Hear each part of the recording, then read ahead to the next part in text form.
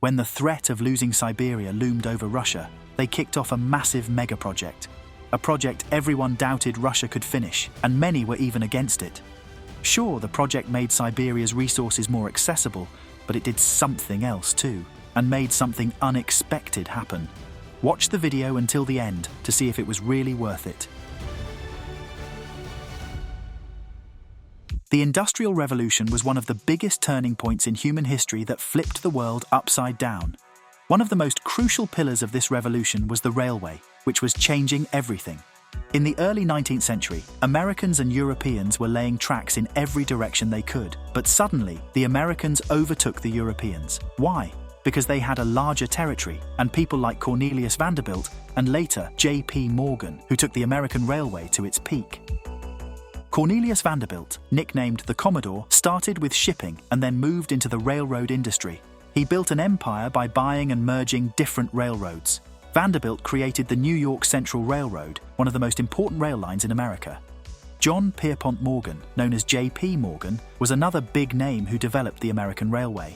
Morgan was a powerful and influential banker who made massive investments in the railway industry. By buying and rebuilding bankrupt railroads, he played a key role in expanding the US rail network. Morgan also stepped in during the financial crisis of 1893, which pushed many railway companies toward bankruptcy. His investments saved the rail industry. These two, along with others, connected the entire North American continent with a web of railways. Of course, we could make a whole video about each of them. If you'd like, let us know in the comments. But what was happening on the other side of the world? What were the Russians up to during all this? Interestingly, the Russians were completely out of the loop. While Europe and America were laying down tracks everywhere, the Russians only had a few short lines in their major cities. At that time, Alexander III was the Tsar of Russia. One day, the Russian Minister of Economy went to Alexander III and said, "If we don't connect East and West Russia with a railway, we'll definitely lose Siberia."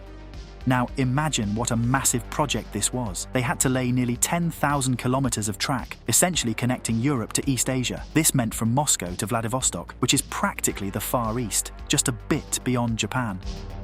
When Alexander III heard they might lose Siberia, he got really upset. After all, Siberia was incredibly important to Russia. Catherine the Great, who was Empress of Russia a century earlier, always called Siberia Russia's India. Why? Because just as India was a massive source of wealth and resources for England, Siberia was the same for Russia. So, Alexander said they absolutely had to go through with this. But here was the problem. Russia didn't have bankers and billionaires like J.P. Morgan, so the government had to invest itself. This meant it would be a back-breaking project for the state. In a country like the US, the government just collected taxes, and the people were the ones building and developing the country. That's why they say, the men who built America. Of course, the government also made sure not to get in their way. Long story short, the Tsar realized he was in a tight spot. He had to loosen the purse strings and build this railway, or Russia might fall apart. That's how one of the world's greatest megaprojects, the Trans-Siberian Railway, was launched. Now let's take a look at the scale of this project. The Trans-Siberian Railway was supposed to start in Moscow and, after 9,289 kilometers, reach Vladivostok.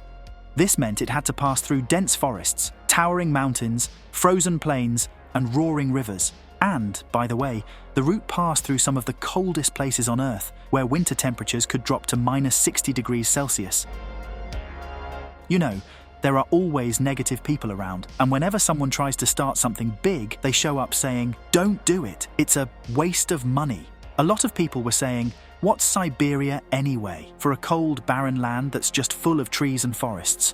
Why are you throwing all the country's money at it?" But the Tsar wasn't having any of that. He knew that despite Siberia's cold and challenges, it was a hidden treasure. Gold, diamonds, oil, and natural gas were all lying dormant in this land, just waiting for someone to come and wake them up.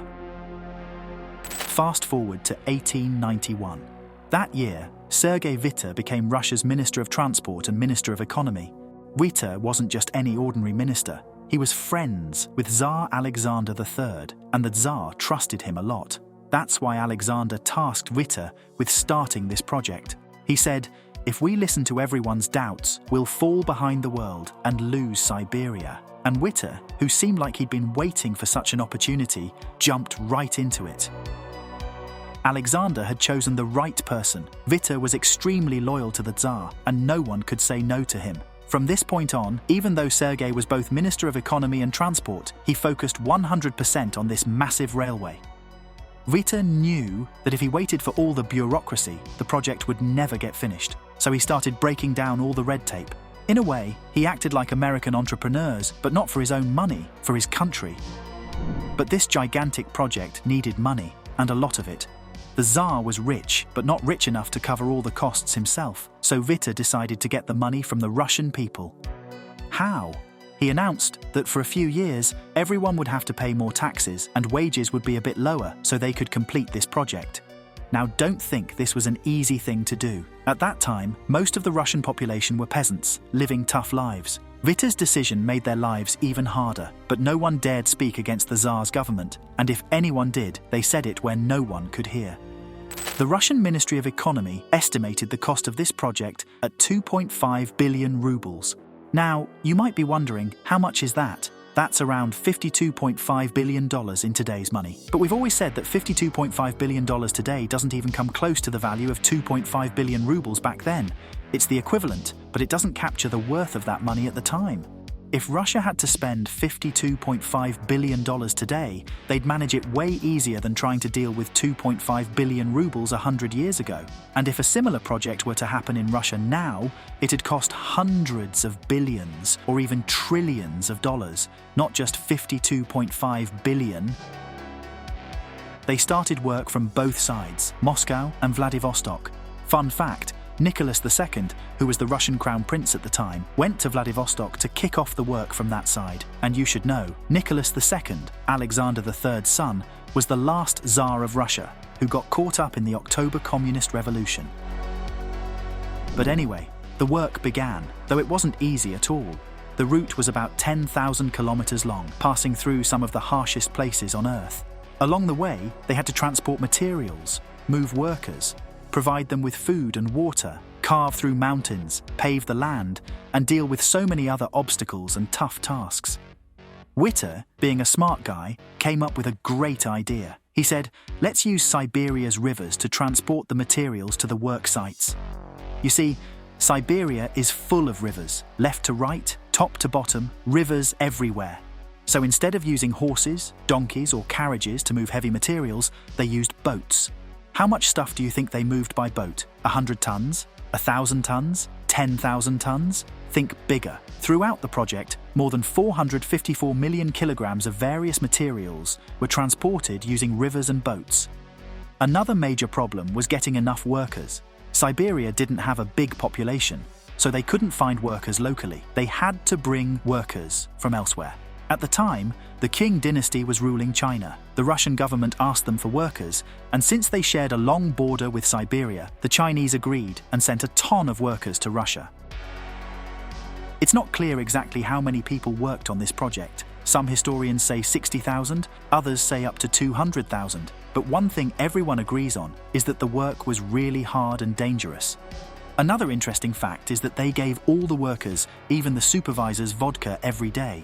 They said it was to help them work in the cold. Of course, we now know that alcohol actually lowers body temperature, but it gives you the sensation of warmth. Sadly, about 2% of the workers died from alcohol overconsumption.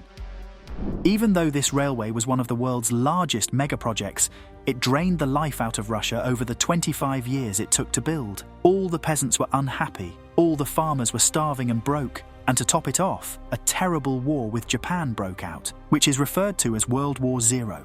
Russia lost this war, and it caused the Tsar's reputation to tank. All of this combined made the communists stronger by the day.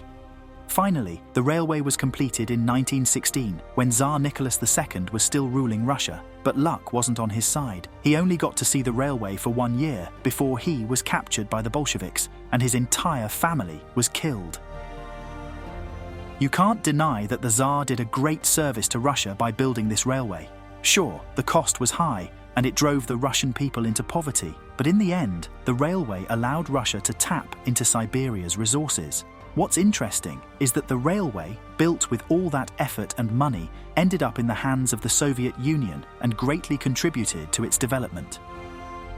Another thing worth knowing is that before the railway was built, the journey from Moscow to Vladivostok took about 3 months, but after the railway was finished, that journey was cut down to just 8 days. Now, a question arises. If Russia had acted like the US, would the result have been better? Like, if instead of the government handling everything, they'd let private investors like Cornelius Vanderbilt and JP Morgan come in and build the railway, would things have been different? Maybe that way, the country would have progressed and the people would have suffered less.